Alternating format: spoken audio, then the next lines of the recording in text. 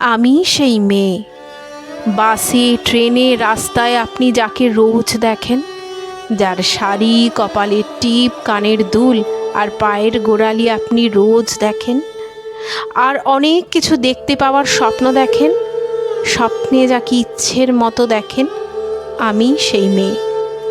বিহারের প্রত্যন্ত গ্রামে দিনের আলোয় যার ছায়া মারানো আপনার ধর্মে নিষিদ্ধ, আর রাতের গভীরে যাকে বস্তি থেকে তুলে আনতে পাইক বরকন্দাজ পাঠান আপনি, আর সুসজ্জিত বিছানায় যার জন্য অপেক্ষায় অধীন হয়ে আপনার রাজকীয় লামপট্য,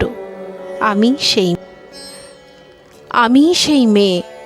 আসামের চা বাগানের ঝুপড়িকামিন বস্তি থেকে যাকে আপনি নিয়ে যেতে চান সাহেবি বাংলোয় মধ্যরাতে, ফায়ার প্লেসের ঝলসে ওঠা আলোয় মোদির চোখে দেখতে চান যার অনাবৃত শরীর, আমি সেই মেয়ে।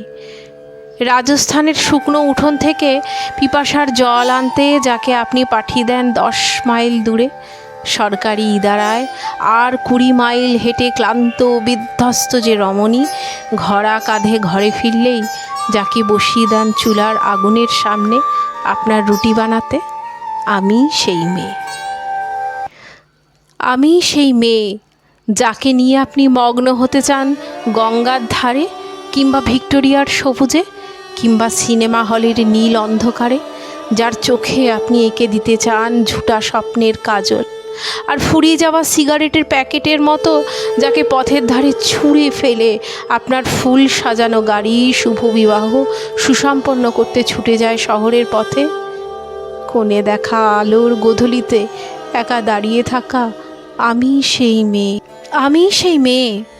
এমনকি দেবতারাও যাকে ক্ষমা করেন না, অহংকার আর শক্তির দম্ভে যার গর্ভে রেখে যান কুমারীর অপমান, তার চোখের জলে কুন্তি হয়ে নদীর জলে বিসর্জন দিতে হয় কর্ণকে, আত্মজোকে, আমি সেই মেয়ে। সংসারের অসময়ে আমিই ভরসা।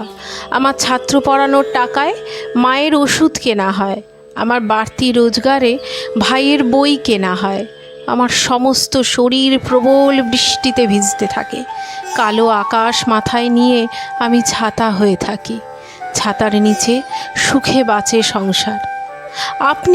আপনারা আমার জন্য অনেক করেছেন, সাহিত্যে, কাব্যে, শাস্ত্রে, লোকাচারে আমাকে মা বলে পুজো করেছেন, প্রকৃতি বলে আদিক্ষেতা করেছেন, আর শহরগঞ্জের কানাগলিতে ঠোঁটে রং মাখিয়ে কুপি হাতে দাঁড় করিয়েও দিয়েছেন।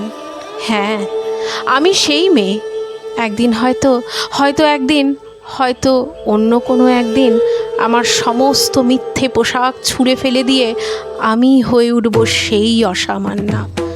খোলা চুল মেঘের মতো ডাকবে আমার খোলা পিঠ, দু চোখে জ্বলবে ভীষণ আগুন, কপাল ঠিকরে বেরোবে ভয়ঙ্কর তেজরশ্মি, হাতে ঝলসে উঠবে সেই খড়গ, দুপায়ের নুপুরে বেজে উঠবে রণদুন্ধবী, নৃশংস অট্টহাসিতে ভরে উঠবে আকাশ।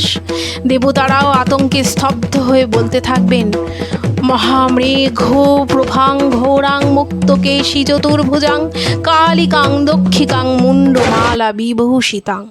বিভৎস দাবানলের মতো আমি এগোতে থাকব, আর আমার এগিয়ে যাওয়ার পথে দুপাশে মুন্ডহীন অসংখ্য দেহ ছটফট করতে থাকবে। সভ্যতার দেহ, প্রগতির দেহ, উন্নতির দেহ, সমাজের দেহ। হয়তো আমি সেই মেয়ে, হয়তো বা